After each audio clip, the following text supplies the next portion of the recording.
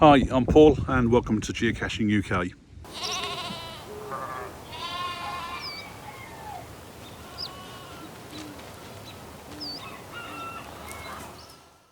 Now this evening I'm out and about doing a bit of geocaching and I'm at somewhere called Scalehouses, and that's just south of somewhere called Carlisle.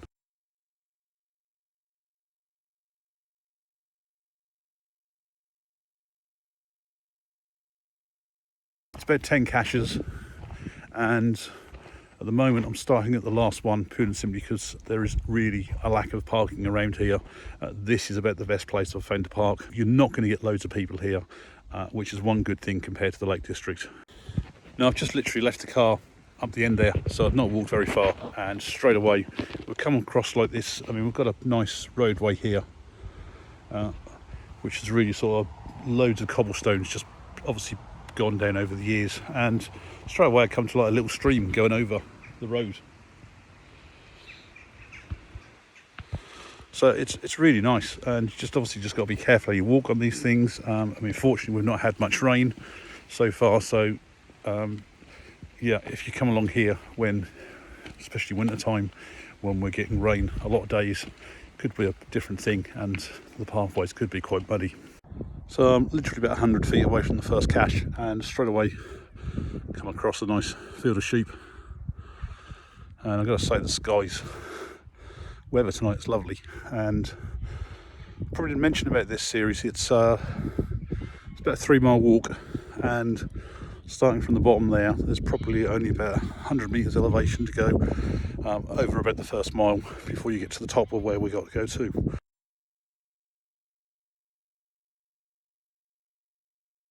So I'm at the first geocache, nice, quick and easy find. Coordinates were spot on. I mean, I think my GPS was listing at about 4 feet out from when I got to it. For those who are new to geocaching, this was the actual container.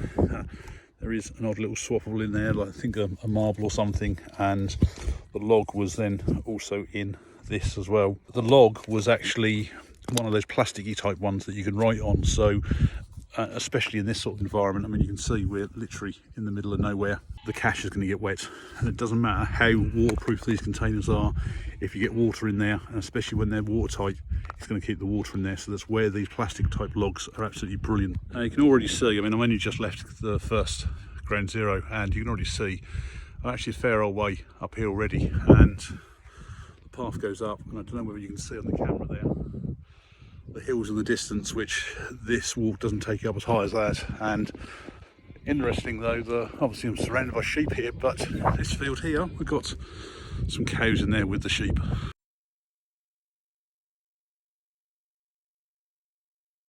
So I've made it to the second cache, another quick find, and I'm not going to show this cache because we've probably, if you're a seasoned cacher, you've seen this type of caches before, but I've never seen it in this material before. So if you really want to know, you're just going to have to come and do it. Come off the beaten path a little bit. The footpath is just down there, and if you can follow it down, you can see sort of like the gaps down there. My car is parked right down where those trees are, so it's actually come up here quite a way already, and we can see now, hopefully, everything in the background here. Probably where all the quarry site is over there.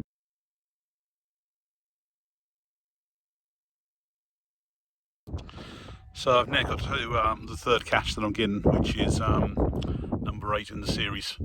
And I've got to apologise because I didn't even think about the camera orientation. GZ is this bundle of rocks, and the cache is a nice camouflage Tupperware box, which is a bit of a jog to reach. And inside is another Tupperware box, which has got the log, which I will sign in a moment. Above these trees, you can see the Lake District all in the distance there, and it's not actually that far away. As probably as the crow flies, we're probably talking maybe about 30 miles, so we're fairly close. Just come over from the fields here, and just trying to figure out the pathways as I go along. Through here there's a nice little stream running through the bottom there, but I didn't take any pictures, but it's just really nice here. I'll spin the camera around, and it's almost like you're stuck in your own little valley type here. There's no sign of how far down I am over that side. to the side of the sun there, and I believe GZ for cache number 7, if I can find it on the camera, is up there by that sort of like that quarry entrance type of thing over there. I believe the cache is just down here somewhere. I've just walked past it by about 40 feet, and I thought, I don't know what we'll be climbing, but I've now just gone up to about 380 metres, so it's another 30 on top of what I thought. And hope you can see that the trees there is where number 9 was, and my car is parked down by the edge of the further trees down there. And hopefully you can see now the lakes all in the distance. So that is the Lake District over there. So it's not far away at all. And to be honest, other than the lack of water around here, the lakes, this is just as good a scenery as walking around there, but without the crowds.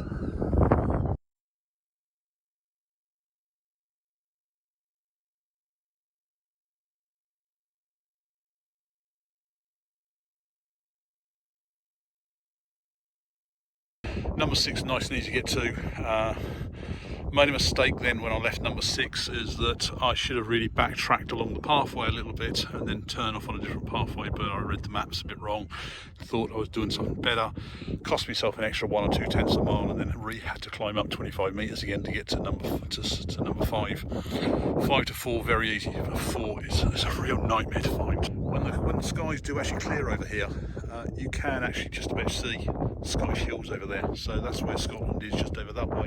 And obviously the lakes is really clear over here now. When the sun comes out on it, it's really nice. So number 3, I believe, is just, if I can just spot it, just down there. It looks like a bridge or something there. That's probably somewhere about number 3 is.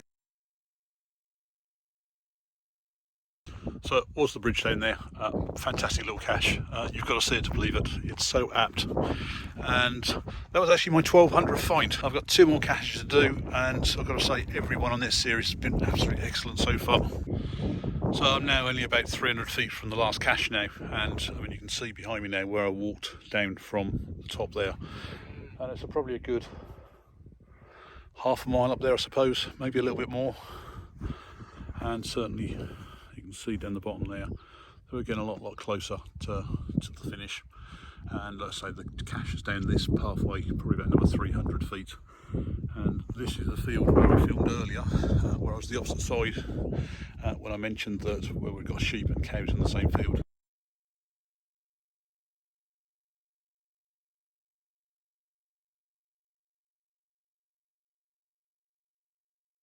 So I'm here at GZ on the very last cache, which is number 1 in the series, and it's really annoying. It's the only one I've not been able to find, and no sign of it whatsoever either. Previous person who logged it said they found it on the floor and put it back to where they thought it was, so I'm guessing it's fallen out of the tree again, and somebody's just probably found it or thrown it away, or maybe a dog's picked it up or something like that. So it's a bit annoying, but it's the last cache of the series, so I've just got to basically head down to the bottom here. Where the trees are down the bottom there is where the road is, so I've just got to go along the road probably maybe a 1 to 3 tenths of a mile to get back to the car. So it's been a really enjoyable series.